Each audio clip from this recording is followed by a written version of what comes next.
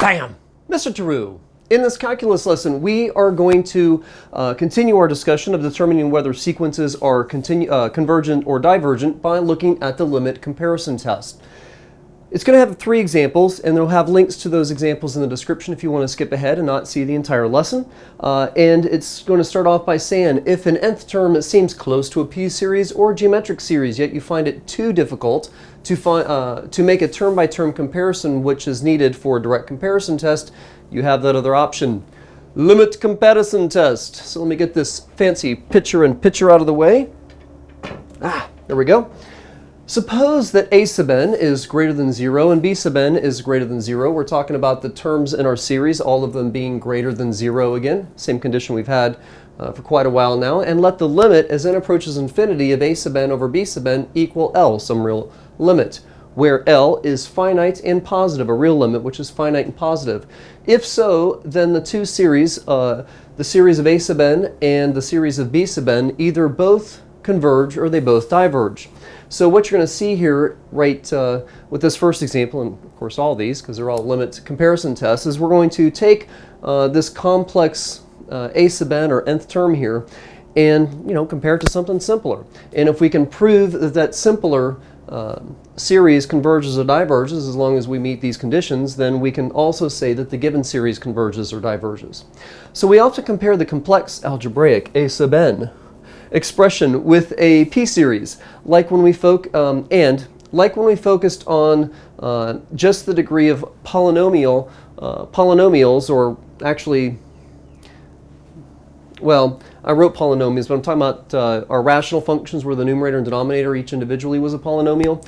When identifying horizontal asymptotes of those rational functions in pre-calculus, when choosing a p-series for comparison, you can ignore all but the highest powers of n in both the numerator and denominator. We talked about in this class, limits at infinity. We go through that process, of course, the calculus being more formal. We always have to show that limit work, to verify that, the limit as n approaches infinity is y equals, 2/3. But there was also that sort of little bit of a shortcut rule that we learned in pre-calculus when basically pretty much most of or almost all of our equations were just simple rational functions. We didn't have like irrational functions and such. So our first example here is the series or the summation where n goes from 1 to infinity of 3n squared plus 2 over n squared minus 5 squared. Okay, and just to give us a slightly more difficult setup, I just gave us a situation here. Well, let's go ahead and expand the denominator. So we have the series, or the summation here. We have 3n squared plus 2 in the numerator. Expand the denominator, we have n to the 4th minus 10n squared plus 25. Okay. Now, going through any test for convergence for series is kind of a waste of time if you can just do the nth term test and show immediately that it diverges. So let's make sure that we don't waste that time and find the limit as n approaches infinity of a sub n. Well, the numerator has a highest degree of 2, the denominator has a highest degree of 4. Okay, when you let n approach infinity, it's really going to be infinity over infinity, a form of an indeterminate rule, and you need to go through a little bit of a process to determine that limit. But I think by now we're comfortable with this is a polynomial, this is a polynomial, the denominator has the largest degree, so indeed the limit as n approaches infinity of a sub n is going to be 0. So at least we know now that this absolutely does not diverge, because if that was not equal to 0, of course, the nth term test would say it diverged. But it's equal to 0, so I don't know if it converges or diverges. That's why we're learning the limit comparison test. I'm looking at the title like I needed to actually read that. So we're going to compare this to a much simpler function, focusing on just the highest power of the numerator and denominator. So we're going to compare this to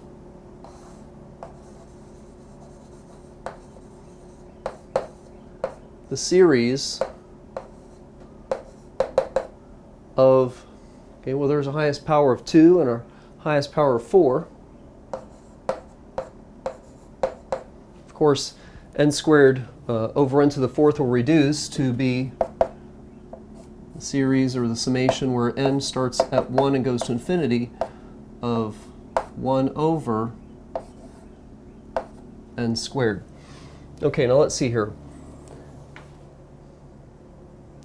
If we can find the limit of the ratio and it comes up to the limit of a sub n over b sub n, and it comes up to a limit which is finite and positive, then we can look at just the series, the simpler series, and if it converges, the given one converges. If the simpler series diverges, then the given series diverges. And clearly, we have here a p-series with a p-value of 2. That p-value of 2 is greater than 1. Thus, I have set up a simpler series, a p-series, which is going to converge.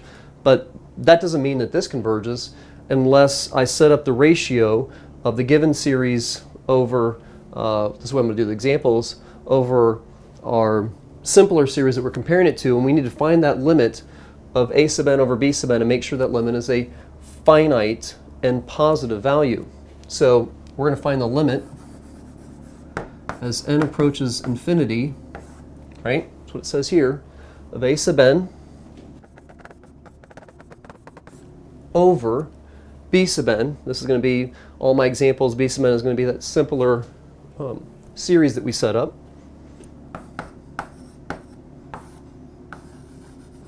We have a fraction divided by fraction, so of course we're going to flip that up, distribute.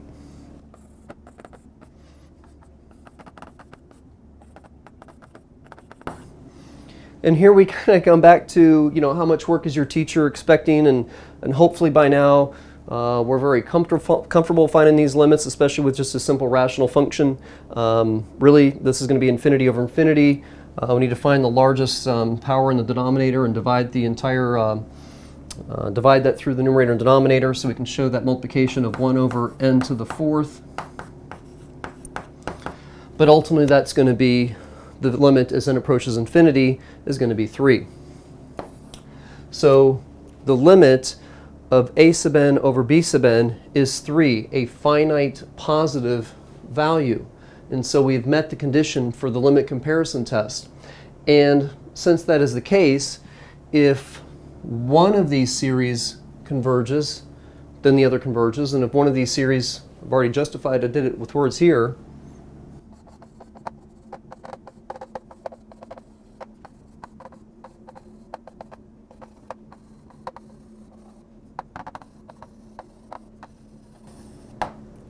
and there you go. You see, it's a very nice, very powerful test.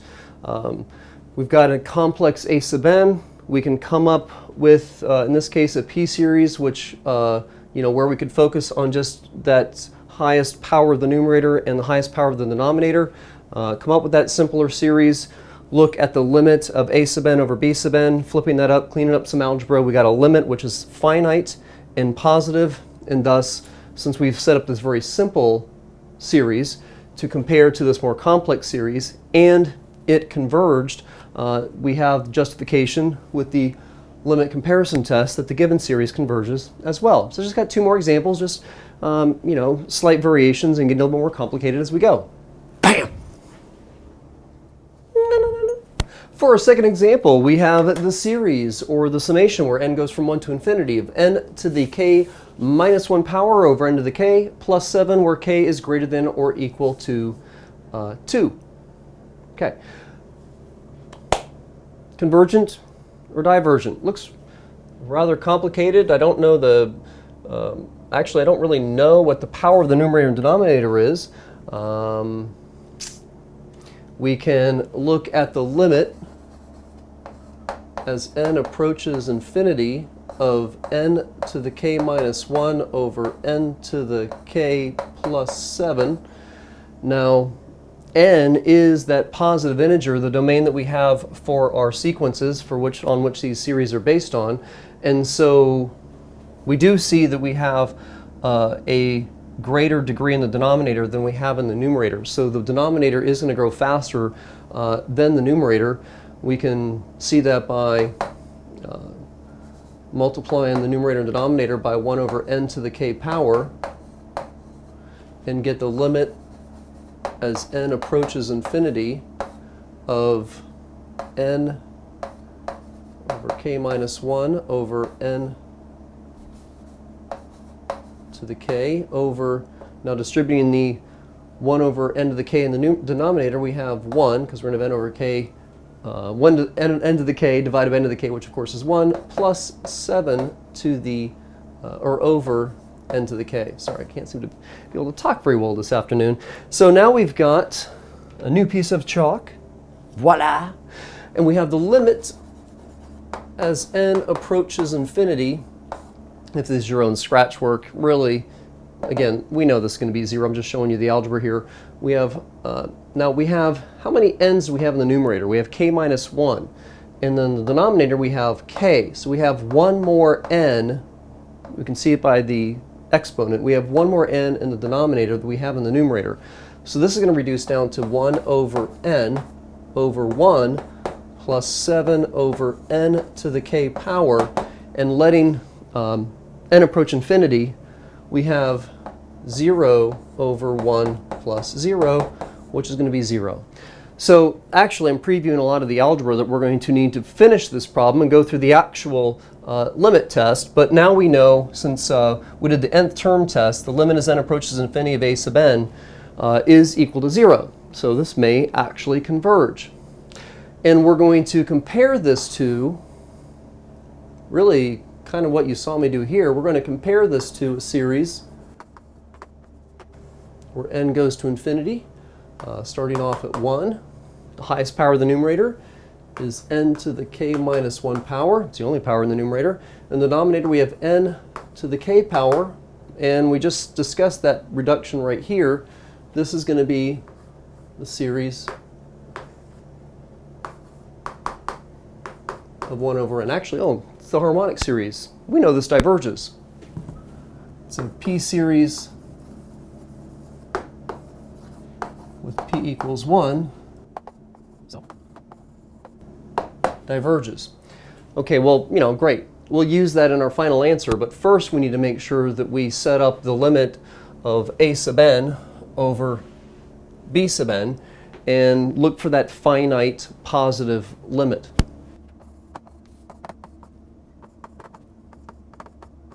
Okay, so there's our ratio. We're going to go ahead and bring up that denominator. Okay, let me pause here for just a second too. On the previous example, and now on this one, one of the two conditions was not only that the limit of the ratio a sub n over b sub n comes up to a finite positive solution as you let n approach infinity, but that a sub n and b sub n both are greater than 0. Well, when you take, you know, the lower limit of our series is starting at 1. So when you plug in 1, you plug in 2, you plug in 3. When you take a positive value and you raise it to any power, you're going to get a positive solution. Positive number divided by positive number is indeed, you know, positive. And we have a plus 7 down here. It's like not minus 28 or something like that, which even then we might be able to restrict some of the early terms in our series, because, you know, whether a series converges or diverges is about n approaches infinity, not what the first couple of terms in the series are. And indeed, here we have this harmonic series where n starts at 1. This is always going to be positive as well. So we have met that condition where a sub n and b sub n both have to be positive. So when you multiply like bases, of course, you add the exponents. Well, now we have the limit as n approaches infinity of n to the k minus 1 plus 1, or just n to the k, over n to the k plus 7. And like before, or even like here, I don't want to show this every time just for time purposes, but the degree of the numerator and denominator are the same. So when the degree of the numerator and the degree of the denominator are the same, then the limit as n approaches infinity is just going to be the coefficients of the numerator and denominator. Or you can go through that process like I showed here, where you're actually showing that limit work to evaluate what it ultimately comes out to. But this is going to be 1. So the limit of a sub n over b sub n is a positive finite solution. So therefore, if one of these series converges, then they both converge. If one of these series diverges, then they both diverge. And we've already justified how this simpler series that we're using as a comparison in this limit comparison test does diverge because of the harmonic series. So therefore, the given series diverges. One last example coming up right now. And for our last example, we have the series where in the numerator we have 3 to the n power plus 2, in the denominator 4 to the n power minus 1. Does it converge or diverge?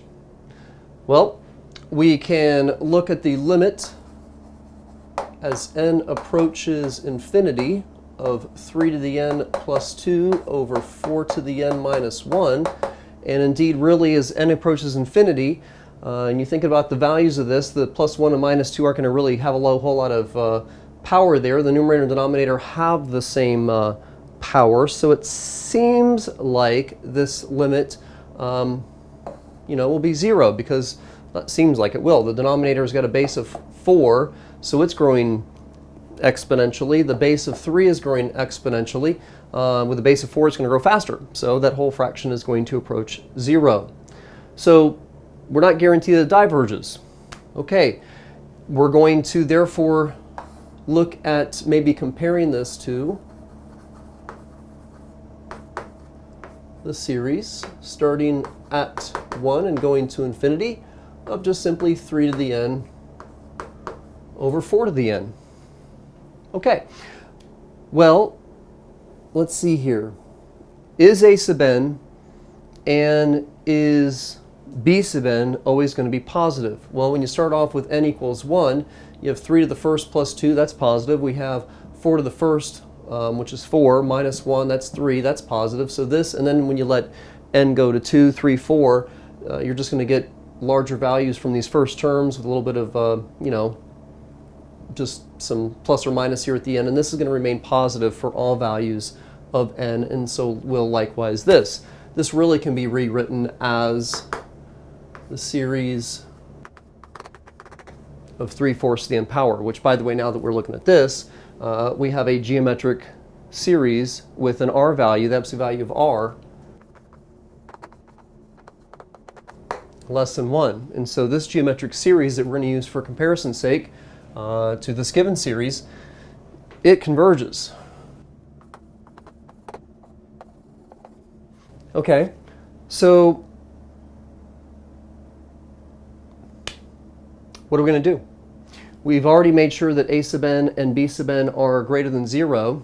I hear the phone ringing. Hold on just a second. Okay, thank you for the sorry for the interruption there. So we're going to, a sub n is always positive, b sub n is always positive. We know that simpler series is going to converge. Let's make sure that the limit as of a, the limit as n approaches infinity of a sub n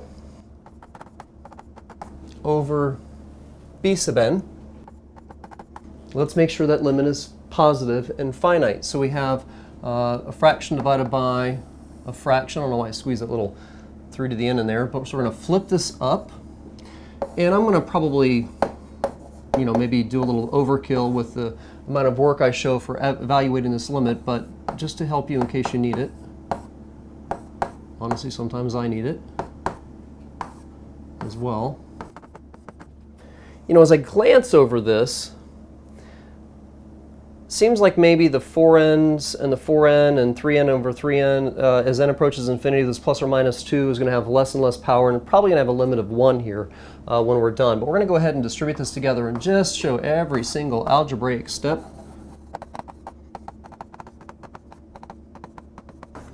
We have 3 to the n times 4 to the n, and we have 4 to the n times 3 to the n.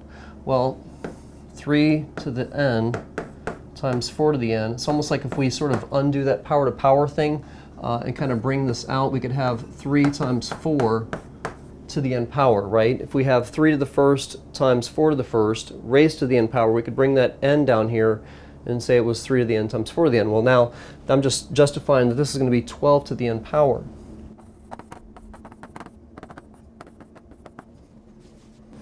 Okay, now we don't really have a largest power in our denominator, but clearly the first term with a base of 12 is going to take over with this exponential growth compared to this base of 3 and this base of 4 when we let n approach infinity.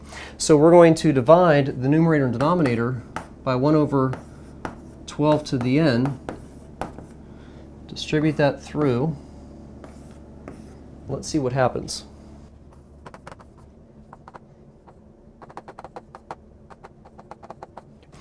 So like I just showed you with that multiplication there, I can, well, actually here, right, 3 to the n over 4 to the n, I can rewrite that as 3 to the 4th to the n power. So here we can write this as a limit.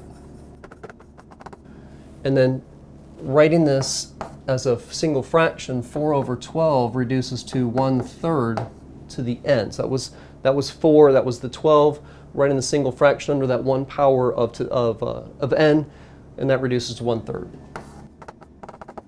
And like here we have 3 over 12. If I write 3 over 12 to the n power, 3 over 12 reduces to 1/4. Well, now as we let n approach infinity, we have basically here exponential decay, right? With our bases being smaller, the absolute value of r being less than 1. So as we let n approach infinity, this is going to approach 0, and this is going to approach 0, and our final answer, like we actually thought in the first place, is 1 plus 2 times 0 over 1 minus 0. Okay, and there we go. So the limit as n approaches infinity of a sub n over b sub n is a positive finite value. And a sub n is going to be positive, and b sub n is going to be positive for all n greater than or equal to 1. Didn't have to throw any initial terms in our series away to meet that particular condition. And so since we've met these conditions with the limit comparison test, right? One of these converges, they both converge. If one of these diverges, they both diverge. We already know this is geometric with a ratio which is less than 1. The absolute value of that ratio of 3/4 is less than 1.